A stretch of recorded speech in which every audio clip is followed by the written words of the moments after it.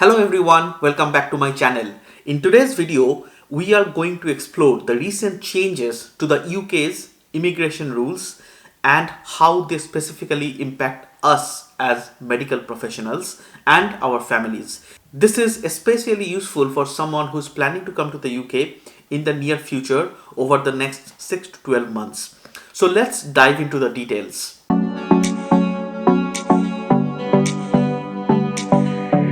Over the last few years, the net migration into the UK has gone through the roof, and this has been the subject of intense political debate over the last few months.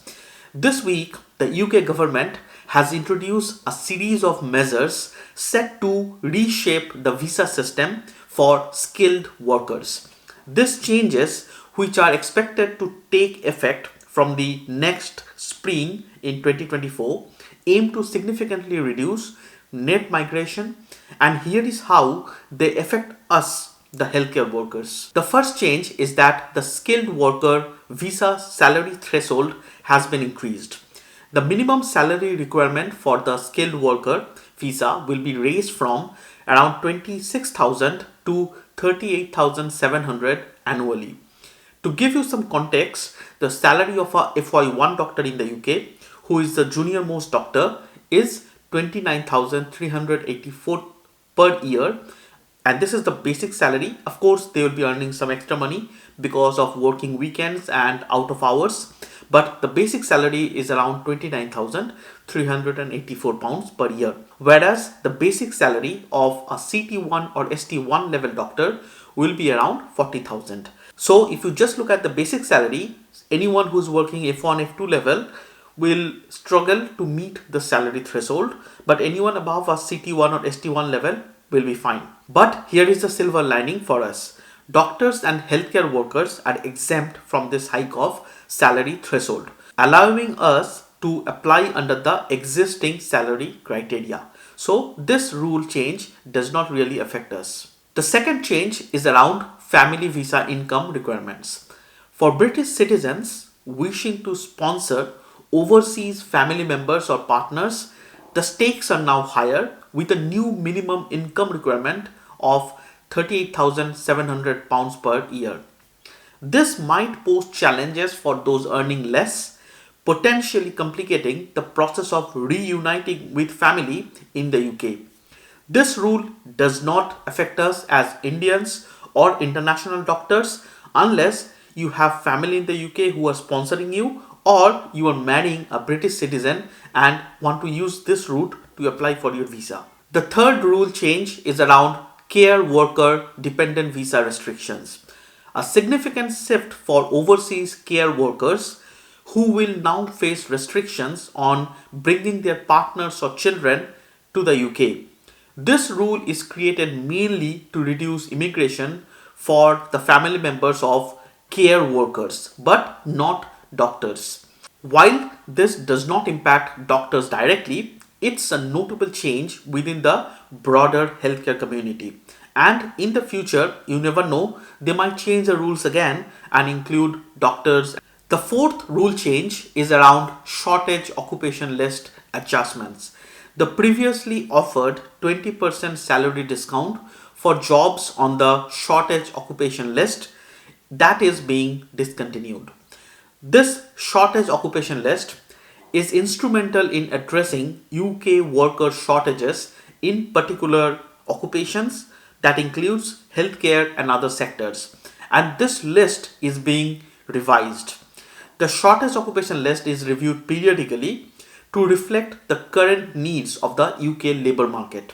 It includes roles that are in short supply within the UK, meaning employers face a shortage of suitable employees. Jobs on the SOL are given some benefit within the immigration rules to make it easier for the employers to hire through the skilled worker visa route. At the moment, the doctors are included in the shortage occupation list. Whereas when I came to the UK, me as a respiratory physician, our jobs were not included in the shortage occupation list. Only a few specialties, for example, emergency medicine, radiology, they were part of the shortage occupation list. With the removal of the 20% salary discount, it is essential to check the shortage occupation list to understand which roles are currently considered in shortage occupation, and full going rates of salary are required. I have provided the link to check out the shortage occupation list as per the gov.uk website. Please check it out in the description below. The fifth rule change is around immigration health surcharge, and there is also some rule change for the graduate visa developments. Now, the graduate visa route is under scrutiny to curb potential abuse of the system affecting post-study work opportunities in the UK. Now, this rule mainly affects the students who are studying in the UK universities, but they don't really affect us as working professionals or doctors who are working through the skilled visa route. But let's try to understand about the immigration health surcharge. The IHS is a mandatory payment required from the majority of individuals applying for a UK visa, along with their dependent, provided that the visa that is being sought is intended for a duration exceeding 6 months. The good news is that qualified doctors, nurses, and other health professionals, as well as their dependent, working both in the NHS and social care, are exempt from the surcharge to reflect their contribution to the health and the well-being of the UK population. So this rule change does not affect us in the near future. However, be aware that rules can change in the near future. When I started working in the UK, I used to pay the immigration health surcharge every year. The cost was much lower than what it is now. However, during COVID, the government changed the rules, and now the doctors and the healthcare workers, they are exempt from paying the IHS, which is a welcome change, but you never know what's going to happen in the future. These developments underscored the need for vigilance and readiness. As international medical graduates and doctors, understanding the nuances of these rules is essential for our professional journey in the UK.